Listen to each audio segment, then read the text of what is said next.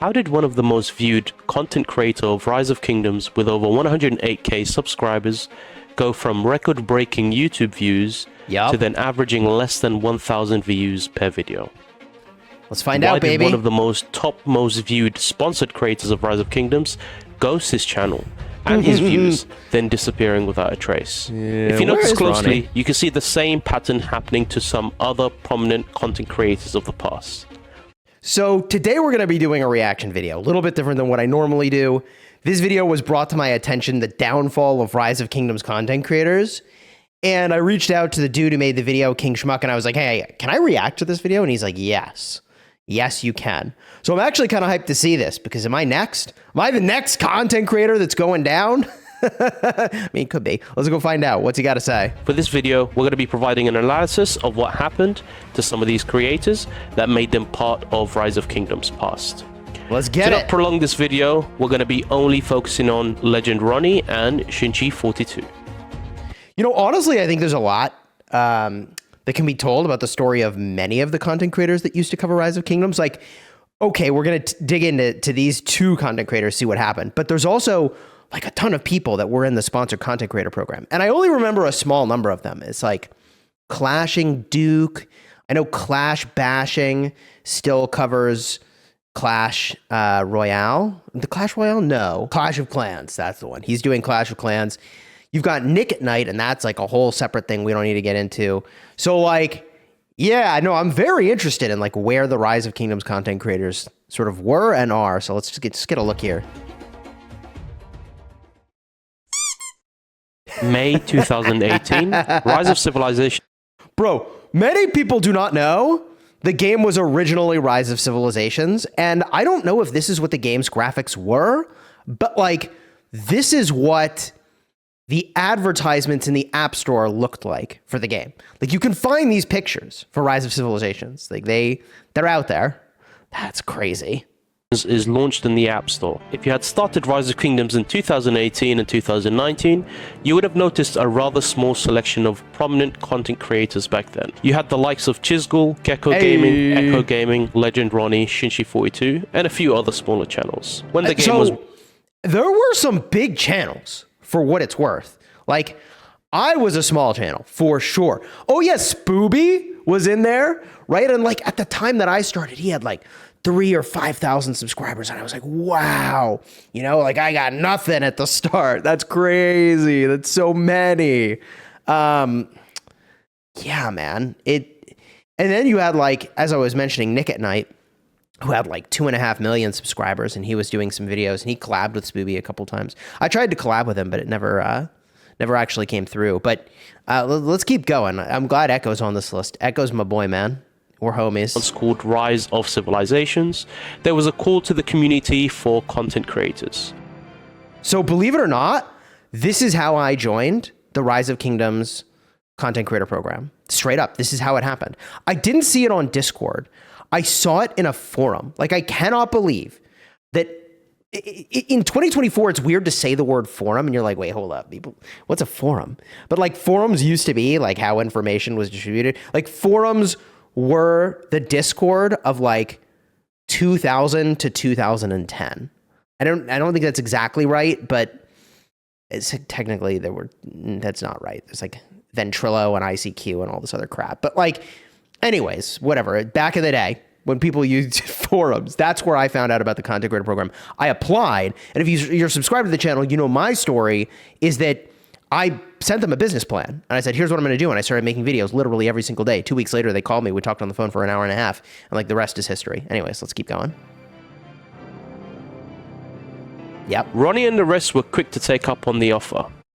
By the way, I lost, for the record. We lost to Ronnie a couple times, and then we started winning. But like, I took my fair share of losses against Ronnie in ARK. And to say that it wasn't frustrating would be a lie. It was frustrating because I thought I was pretty decent, you know? Let's keep going. Started making the first set of videos. The lack of tutorials, guides, walkthroughs made their poor quality videos shine from the rest and exaggerated most of their views. My first videos sucked. I mean, look at Shinchi's first ever tutorial. Now I have Sakura, which is my farmer. She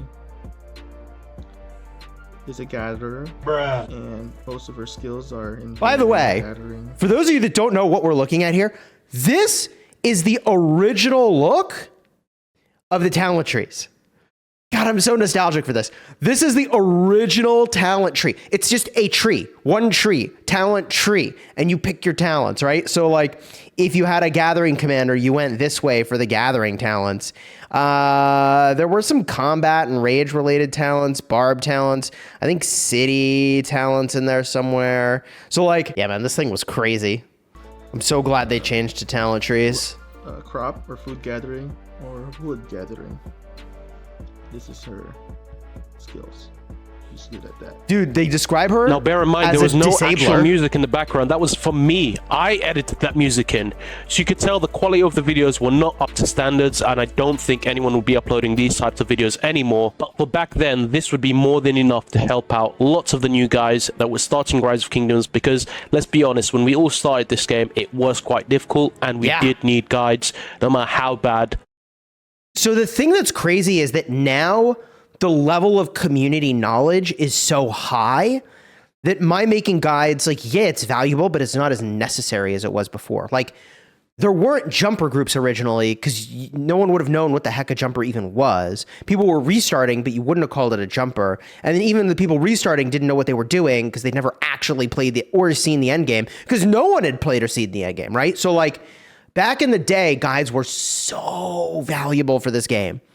Nobody knew what to do. And even the people that knew what to do didn't know what to do. I would know because I was one of those people, you know? Like, anyways, that's crazy. The videos were. However, there was one special content creator that always knew what he was doing, and that was Echo Gaming. For Echo Gaming, my boy Echo Gaming. So my relationship with Echo, I've talked about him a bunch. He drops into my streams, but Echo Gaming, I think he reached out to me or I reached out to him to collab. And I don't know who initiated the conversation, but like we made some of the most watched Rise of Kingdoms collaborations that have probably ever happened.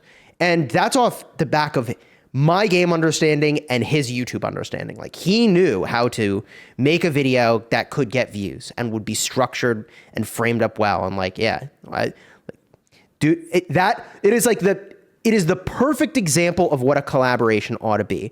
I delivered immense value to Echo in the form of truly meaningfully good information about Rise of Kingdoms. And he transferred value to me in the form of exposure. And like, that's how a good collaboration should go. And most people do not understand that they need to deliver immense value to a larger YouTuber for their exposure in order for that to be an equation that makes sense, right? Like I don't know. Now I'm rambling. Let's hear about Echo. This was his bread and butter. I wouldn't really call him a Rise of Kingdoms content creator. What you see here is a professional mobile games YouTuber who goes around and reviews games for a paid service. He's mainly an advertiser, and to be quite frank, he wasn't really interested in the game. It's quite normal for a person in his shoes to simply play the game just to advertise it to a larger audience. He got paid. So I would say that's not actually true. And I know the inside story of Echo Gaming because like, okay, hold on. This frame is going to drive me insane to be frozen on. There we go. Echo Gaming really liked Rise of Kingdoms a lot. He enjoyed it. And his channel hit a point covering like 3 different games where the effort that went into the Rise of Kingdoms videos wasn't worth the views at the time. And he had tons of opportunities fall into his lap. And so he had to choose, like, how's he going to spend his time? And he ultimately decided to leave the Rise of Kingdoms sponsored creator program to pursue other opportunities because like the views for effort equation just like didn't make sense. And the crazy thing is that unfortunately he got kind of rug pulled on a bunch of those opportunities, which is not uncommon for content creators. I mean, even Drago's channel got hacked. I don't know if you guys remember that, but Dragothian's channel got hacked where like it was someone pretending to be a sponsor and they sent a PDF or something to show them the product or service. And like a lot of that stuff's not uncommon. Like people's channels get hacked all the time.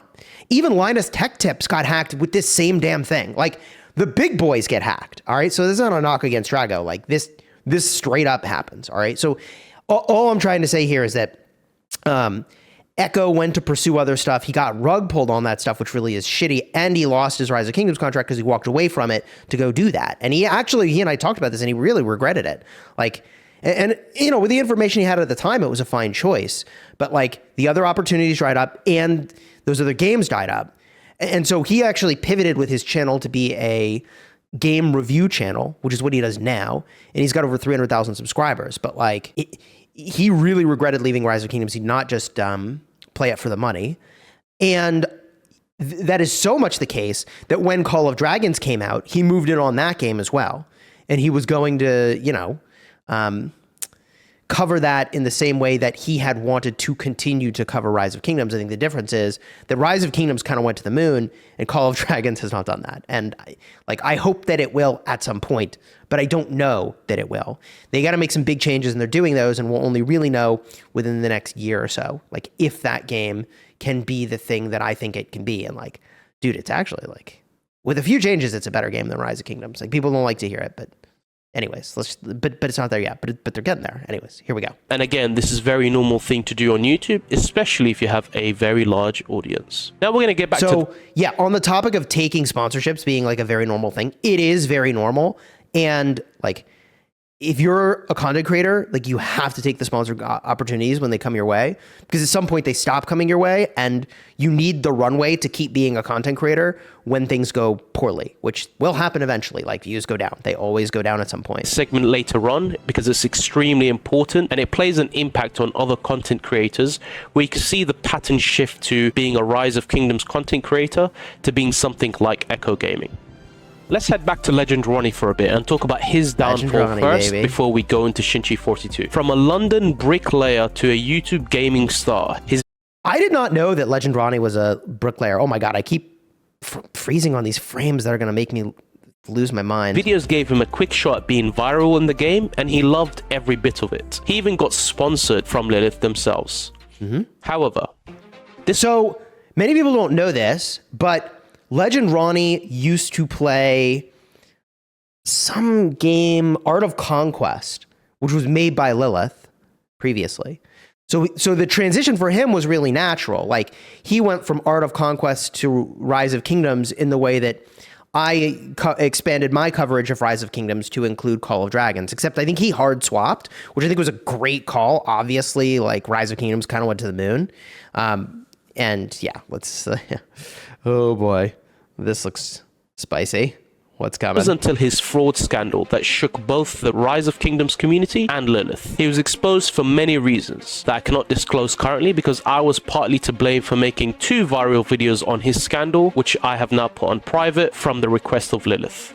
This may have hurt. So, to that end, a game maker owns the rights to all footage of a game that's shown.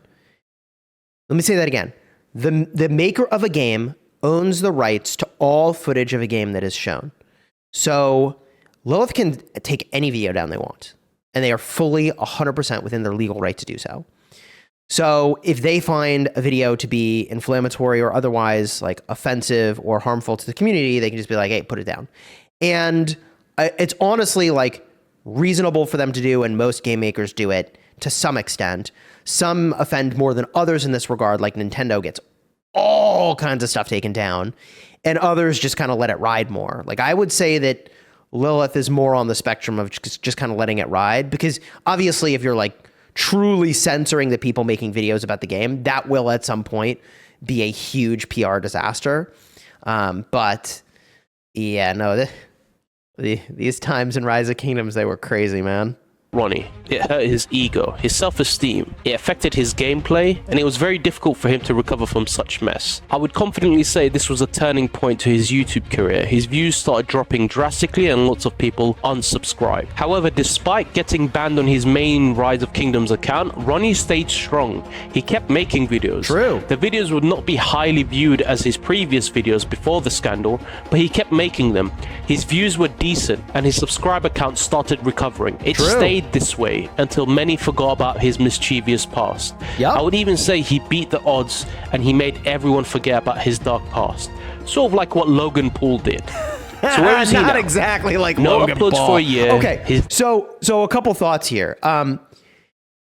One is, I think it is true that even if you do or say something stupid, depending on how stupid that thing is, with enough time, you hopefully can recover. Assuming that, I say hopefully, it depends on like if it's a bad take or you've actually done something harmful, right? But like, it is shocking to me that you can recover. I mean, like, God, what's that like Logan Paul egg scandal game?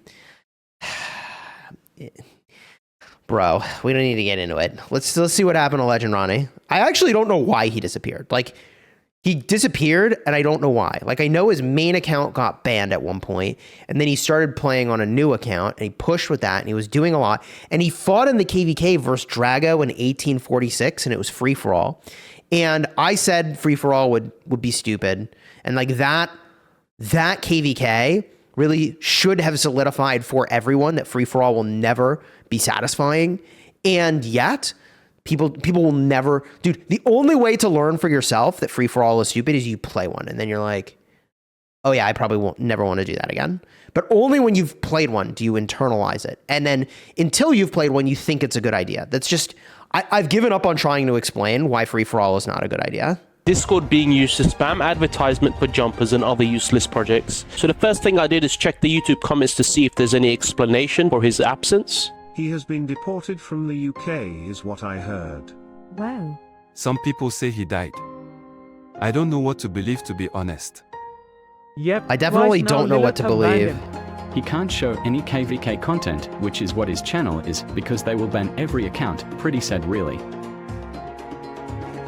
Where You we heard at? it, folks. Legend Ronnie has been banned for advertising Rise of Kingdom account selling websites. He's been Oh, really? Wait. Is that what happened to Legend Ronnie?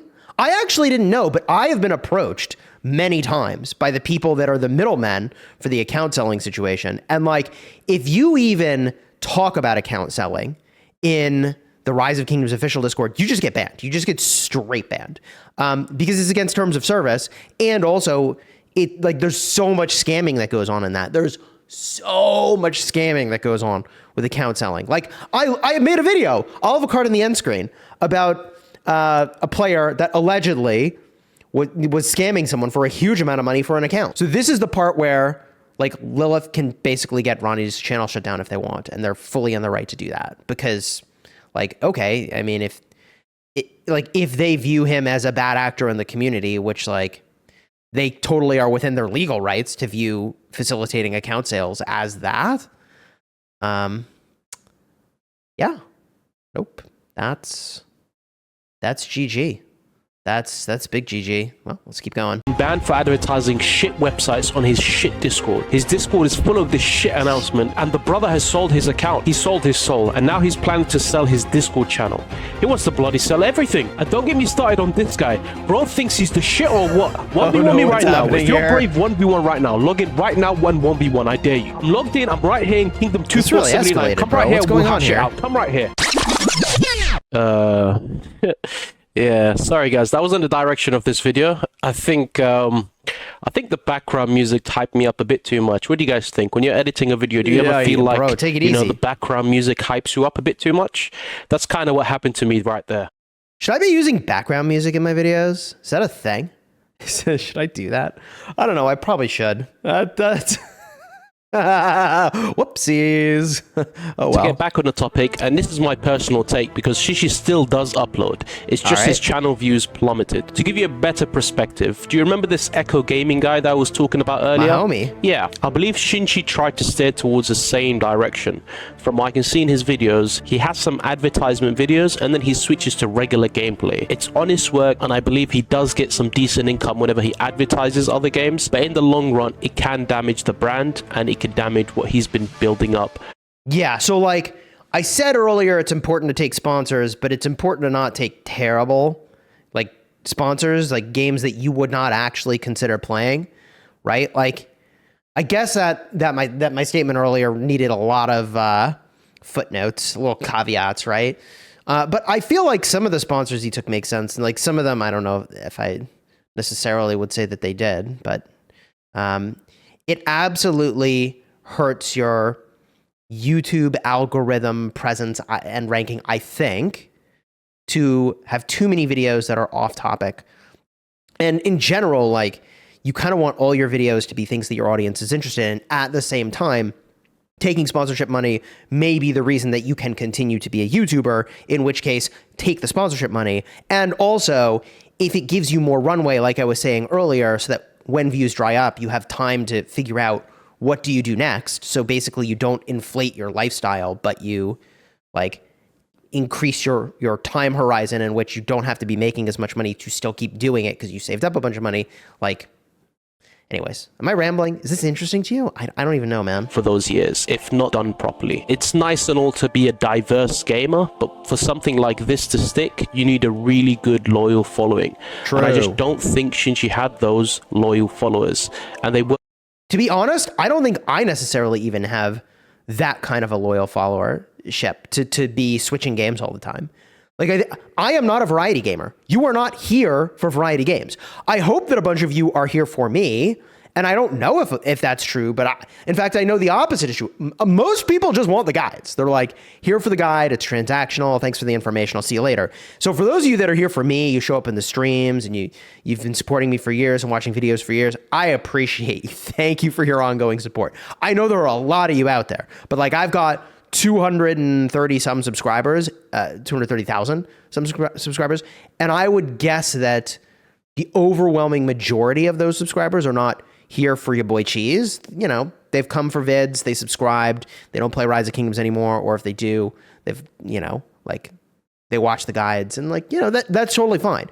This is not the same genre as, or rather, my channel is not a variety gaming channel, right? So like, I didn't build it off that, so why would I expect my subscribers to be interested in that? It's like pretty easy to understand when I put it like that. It took me 10 minutes to get there. Loyal enough to stick around, especially when he uploaded frequently, and it was very difficult for them to keep up and catch up with all the content he's been releasing.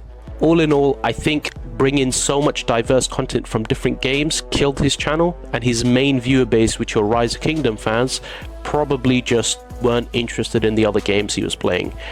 I definitely think that is true. And I think in talking with Echo, who was covering a lot of games on his main channel back when that was reasonable to potentially do, I feel like these days it's much less reasonable to cover many games on the same channel, unless you think people that watch one thing would also watch the other thing. Which is why, like, okay, people who watch a Call of Dragons zeroing might watch a Rise of Kingdoms zeroing, or vice versa, but even that is a little sus. And I still debate regularly, like, when the game was launching, it made a ton of sense that Call of Dragons videos were on my main channel. It just made sense. Now that we are where we are and the game is where it is, that does not look like as good of a decision. If the game was doing really well, it would look like the best decision I'd ever made. You gamble on YouTube. It is what it is. We are where we are. He did probably have the delusion that his fans were following him for his personality, which is hardly the case with these mobile games. And Shinji, if you're watching this, please don't take it personal. It's just YouTube, and maybe it's a call for you to get...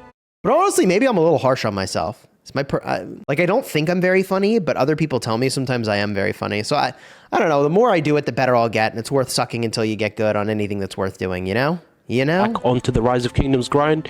So yeah, that concludes this video. Ronnie got banned for advertising shit account selling websites, and Shinji's channel died from too much diverse content. And I wanted to add other content creators to the list, but I ran out of time, and I thought maybe if this video does really well, I could do a part 2. Hope you guys at least enjoyed the video, and if you... You know, I would definitely be interested in a part 2 here, man. I would be interested in seeing where this goes with every single...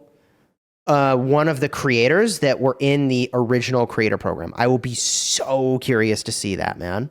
So big shout out to the dude who made this video. His YouTube channel is King Schmuck. I'll have him linked in the description and the pinned comment. We'll have this video as well, so you can just watch it directly. Big thank you to him for letting me react to this video. Technically, anyone can react to anything, but if I can, I try to get permission first, because I feel like that's just... you know, a little bit nicer to do, but you know, Asmongold reacts to all kinds of crap. You don't need to have permission, you know, you don't. But check out his channel. I'm going to throw a like on here and subscribe to see if we get, you know, part 2, part 3, part 4 for what happened to some of those other creators. And I honestly think it would be really interesting if those videos included interviews with some of those creators where possible. And, you know, it's tricky making videos where you kind of go after other YouTubers because you kind of open yourself up to be gone after. Trust me, I would know I've done stupid things.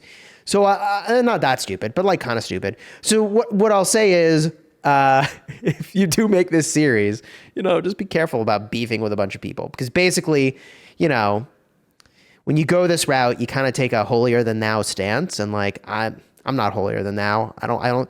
I for the purpose of sponsored videos, stay really buttoned up, like really buttoned up when I'm making videos, and when I'm streaming a little less so, but like, dude, I'm full freaking, I don't know what to call this.